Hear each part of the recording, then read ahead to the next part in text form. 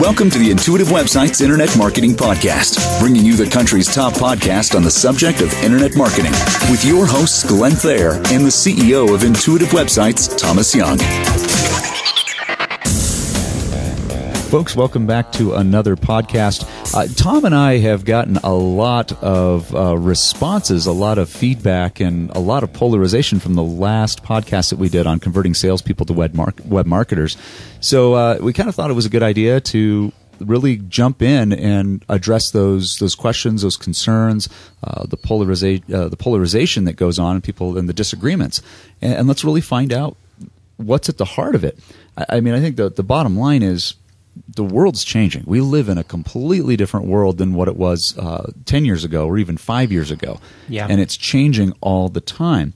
Absolutely. And so we kind of want to go back in and really talk about kind of what some of those responses are. We figured, we got a couple of responses that were extremely polarized. If there's a few of you, we can guarantee there's a whole lot more. And that's just, we know that from web marketing, period.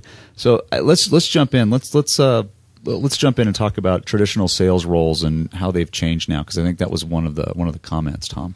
Yeah, the comments were basically, if you summarized the comments that we heard, they were basically saying, you got to be kidding me. If I stopped doing prospecting and stopped doing my initial lead generation, then I would be out of business. That's basically what I heard. And so my response to those folks is, and they probably won't listen to the second half because they're kind of set in their ways. So my response really is focused toward the people that might be on the fence, that might be thinking, hey, I understand what Tom's saying and what Glenn's talking about here, but, I'm really comfortable with what I'm doing. I don't know if I want to make this switch. And so, my message to those folks out there is that don't underestimate the changes that are happening in marketing and sales that have already happened in the last 10 years, but they're happening more and more every day because of the internet. And what we have to do is be ready for those changes. And it is going to rock some mindsets out there. And kind of the bottom line, the thing I was thinking about as I read these responses is that poor web marketing and poor lead generation through web marketing is not a substitution for I got to keep prospecting. And if I don't keep prospecting, I'm in trouble. The solution to prospecting is better web marketing. And in fact, we know that is the case because users of all levels are on the web trying to find your business. So they can't find you. They can't connect with you on the web. It's going to be a less chance that they'll connect with you through a cold call. And that's the whole purpose of this, and this is where we're coming from. And I think that it's probably a good thing that we had these responses because it's hitting a nerve with people. And when you hit a nerve, even if it's a negative response, you hit a nerve, so there's always some level of truth in there. And so I just want to encourage people to dive deeper into this. Well, if we're looking at roles, because I mentioned traditional sales roles have changed. Well, the role of the consumer and buyer has changed. They're no longer, where are they finding their information? They're not looking at the library. They're not going to the library and picking a book. A consumer's preference has changed. Incredibly. And finding the information and where they go for information and expertise has changed.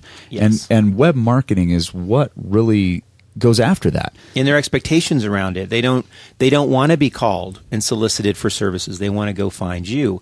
And you made a really good point. The reason roles have changed, especially in B2B, is that people have been giving new job descriptions. They no longer meet with salespeople face to face to go over their wares like they used to, 20 years ago. Their directive, their job description is to get online, find the best solution, then perhaps interview folks on the phone, and then move to proposal. Where in the old style, you'd have an account rep who came to visit you and that sort of thing. This is what it's changing. Now, it hasn't changed completely, and there's still folks that might appreciate the sales contact, but this is where we're moving. Well, and here's the other part of it too is it is a yes and. It is does web marketing get rid of your salesperson? Absolutely not, because now more so than any other time, the salesperson becomes more important. Yeah, they're not out there doing the prospecting. Right. The web marketing does the prospecting. I know for the way I prefer to purchase, I want to purchase a face-to-face with somebody. If it's a major purchase, right. I want to have that face-to-face contact. I want somebody who's dedicated to me that I can go to for help. Now, those methods have totally changed because instead of me picking up the phone and talking to somebody, I'll Skype somebody in so I can see them. I may be doing a transaction from the United Kingdom. Yeah, and what's interesting is your transaction is at a much higher level than the old-fashioned cold call, which would have been your first interaction with someone. You usually approach that call in a much more educated manner. You know a lot more about their products and services than you would have 20 years ago before the internet. So when you get to that Skype call or whatever it is, you're educated and you're tweaking the needs, which is high-level selling, which is very important and still needed. Well, I've got a prime example, and I'll just toss out this really quick example here is buying a car. I bought a car a couple years ago, and I wanted it pre-owned, and I did all of my research online before I showed up at the dealership. I found 3 dealerships. I knew what cars I wanted to drive. I knew what they had in their inventory. I showed up to one dealership, and we had the typical wheel and deal guy who's old traditional 1970s car dealer salesman. We're a hard sell. What would it take you to leave with this car right now? Well, give it to me for this price and I'll leave. Well, we can't do that. Well, I'm leaving. That's right. And I did, and I walked away. And the assumption that you're not coming in as a prepared buyer is probably there too. Yeah, absolutely. And the place I bought my car from, I showed up, and I went to the salesperson. He came up to me, and he's like, hi. And he just introduced himself. He's like, how can I be of service? If there's something specific you want. I said, well, here's the cars I want to look at. Where are they in the inventory? Well, I want to see it, and I'd like to test drive them. And so I asked him some additional questions. He's like, I don't have that information. I can get the paperwork. But I pulled out all of my information that I've done on Carfax. I did Carfax research. I looked up the VIN numbers. I was more prepared for him. And he said that. He's like, you know more about all of these cars than I do. Yeah, so he just at that point is facilitating the transaction, and that's not good for him to do. He should know more about the vehicles. Well, he knew what happened is he had the information back at the shop. We were out on the lot, and I had all that information with me. He's like, I do have that. He's like, but you have it all with you. He's like, why don't you tell me what you want to do, and let's go through. He brokered the transaction because he was there as just a human being instead of a salesperson making a sale. He was there to walk me through the transaction. He was there to walk me through any questions that I would have about warranties or anything else, and it made it really, really nice. But it became clear that most buyers are going to know more about your product and know more about your services and more about your competition than they ever have. Which kind of pulls into the next thing is like strategy. How does somebody come up with a strategy to combat that? Well, in all areas, you could be dealing with someone like you were in that transaction where they knew more about the details. But there are always things that you should know that are above and beyond what a customer would ever know because you should be living and breathing that industry. So there are things about vehicles and maintenance and models and makes and fuel efficiency, all that stuff. You should always know more than that. So that's where you can come in a lot of value as a sales rep and at a high level in the discussion. The idea behind strategy in all of this and the idea of the strategy of movement from traditional sales prospecting to web marketing is that strategy solves the problem of it's my opinion. And that's what you get into a lot with this kind of discussion. And in fact, what I heard from people was that's my opinion. It's my opinion. But what we're doing here at Intuitive Websites is we're working with 40 to 50 clients, and we're working on strategies that we see the results from. And we're also looking at data.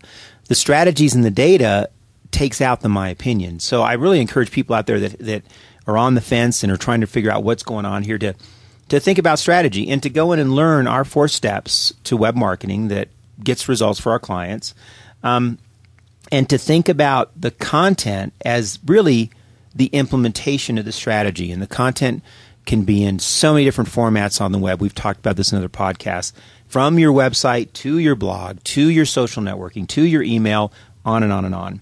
Also, I think that when you look at this area, and I've been quite influenced by Seth Godin, S-E-T-H, Seth, and then Godin, G-O-D-I-N. You need to spend some time reading Seth Godin's work because he's really a futurist who's looking at the web and seeing what's coming.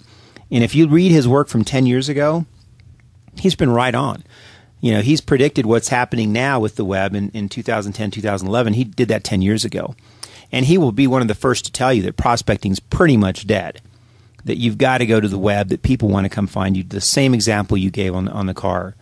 And so kind of getting to the bottom line here is that if you really consider yourself a great sales and marketing person, and you want to excel in that area, then you've got to be a great web marketing person. It's just the fact. It's just the way it is. What were some of the, can you kind of summarize what one of the comments were, one of the responses were to the last podcast? One of the responses had to do with dealing with a high-level buyer.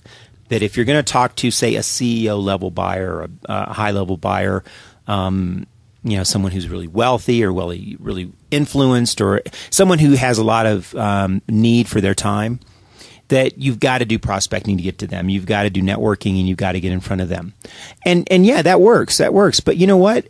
These are the people that, above all else, want to be the ones that drive the sales process. So I think in this person's case, there's some validity to what they're saying, and also moving into the future, they need to do a better job of web marketing to get these people coming to them. And the email said that we got, it said, if I just relied on web marketing, I'd have no sales. I've gotten so few sales from web marketing. Well, what that says to me is you're doing a poor job of web marketing. Well, it comes, and I want to kind of chime in on this one, because this is something that I have seen from a strategy standpoint is you really have to get your marketing message, your web marketing strategy is not correct. And the reason I say that is I deal a lot with CEOs. In when I'm out and about, that's I would say C-level staff is really is where I am and what I'm dealing with. Now, how do I get to those people? Well, I'll tell you what, I don't pick up the phone and call because there's too many gatekeepers. So right, in a cold call to them, I mean, it's a challenge to get through to them on a cold call. So we talk networking. Yes, you need to build your network to be able to get to them. But once again, it can't drive the process. Hey, I need to meet that person. Well, great. Once you've met them, you still can't have that sales conversation because you haven't built a relationship. So the next step comes back out is the way I've built mine is through speaking engagements, using social media outlets, to be able to push that and push a message out that way. And then I've had the opportunity for them to see what I do in a live situation. And then they they will contact somebody else and ask for the introduction. So it's almost to the point where it's driving the need for your product or service in that market. Yeah, do you still need to have your champion in there that's going to introduce you to their network? Absolutely. But and you need to have a great web strategy because they will go to the website and check you out. You will find that those people are the most educated when it comes to your product or service. Sure. And those are the hardest nuts to crack because if they're out there saying, well, your competition does this, this, and this, and I don't see anything on you, I don't know who you are, I feel like I'm being sold snake oil. Absolutely. And there has to be a connection between their experience offline and their experience online. And that is where the salesperson comes in, is that face-to-face contact. I was just in Chicago last week seeing C-level executives that once again it was like I had met them virtually. Mm-hmm. I met them face-to-face the month before in Las Vegas, and now I went to have another interaction face-to-face. Yes, as a salesperson, I put on my salesperson hat, but it was relationship building. I wasn't there to close. Right. So it's just something, and that's where I've seen is everything is towards web marketing. If your salespeople aren't web marketing for that prospecting process, and I'm talking about initial cold call sales process. Now, if you're in a boiler room or something like that, I don't know what those are like anymore, but.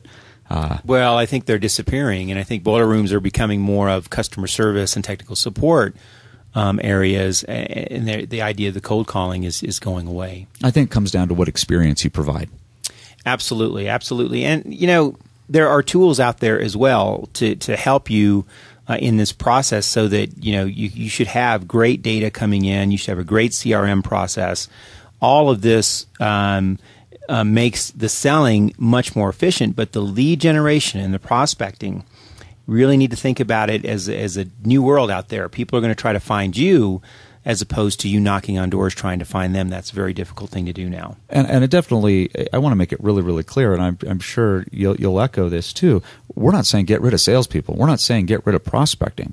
What we're saying is add web marketing into the mix. Add your social media marketing. Look at all the areas where your customers are. Well, it's true because, if you have a website that is poorly converting, the website needs to be fixed. Now, we've worked with lots and lots of clients, and we know what you should expect as a conversion rate on your website. And a conversion rate in this case would be someone that is generating a lead. And if you're not converting in that 2 to 3% minimum, then your website is doing a poor job. And there's probably websites out there that are getting tens of thousands of people visiting and are converting at under 1%. And then you've got salespeople saying, "Where's our leads?" Well, that's a major problem right there. That those websites should be generating plenty of leads, and they're not because they're just not doing the things they need to as far as usability, content, conversion points, all the things we've talked about in other podcasts. Well, and the other thing is there's not too many people are focused. If you're not an e-commerce site, your e-commerce site is there for sales. The consumer is really savvy to sales. They want to go to your website for information and education. That's right. So if they're going there and they figure that they're going to be sold when they go to their website, it becomes a turnoff. Unless Absolutely. They're ready to buy right then and there, that's it. And it's having that conversion process. Well, do you have anything else to add on this before we kind of wrap up, Tom? No, I think we've pretty much covered it. I would just encourage you to email us directly if you have more questions about this, if you're on the fence and you're trying to think, hey, I feel like I'm stuck. I've got a prospect. If I don't, I'm going to lose my business. Well, maybe you need to take a time out and rethink about it a little bit, and we can help. Contact us, and we can help you with that. And if you're polarized by something we say in a podcast, you agree, you disagree, send us an email. Send it info@intuitivewebsites.com. Let us know. We will respond to you. Obviously, if you have a question, something's in your mind, let us know, because I can guarantee you other people will have that same question in their mind, and we'd love to be able to respond to it. Well, folks, thanks so much for joining us. Tom, what can they do for an action plan? What's a little wrap-up for they can... Well, I've got a brief action plan for people, and I think number one is education. I think when I see emails coming to me with these kind of concerns, my first thought is you've got to learn more about web marketing. You have to understand our 4 steps of strategy, website design and development, driving traffic, and then monitoring web stats and conversion. You've got to understand those 4 steps. Which is very, very different than sales. So it's definitely marketing versus sales. That's right. And then go back and revise your web marketing and your sales strategies. Also, part of this education is really paying attention to trends, reading newsletters, watching stats, getting an idea of numbers. It's real easy to put the internet on the back burner because it's such an invisible medium. Unless we go out and see what's happening, it doesn't happen right in front of us. So you've got to go out and get involved with the trends, subscribe to newsletters, look at your own stats and so forth. And then apply the sales principles that you know are good to your web marketing. I mean, if you just do that one thing, that's a great step. Just to take what you know works for you in sales, get it incorporated into your website. Also, you've got to be looking into the future. You've got to be ready for this change. Don't let it catch up on you or surprise you because, like I said, it's an invisible medium and you're letting all these things happen and you're not watching it. So think into the future and be ready for the change that's coming. Thanks so much, Tom. Folks, we love the comments. We love the emails. Keep them coming, and we'll catch you on the next podcast.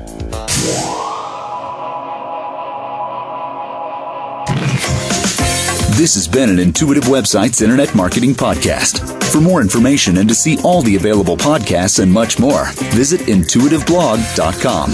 If you have a website you would like us to review or an issue you would like to see covered in future podcasts, email us at info@intuitivewebsites.com.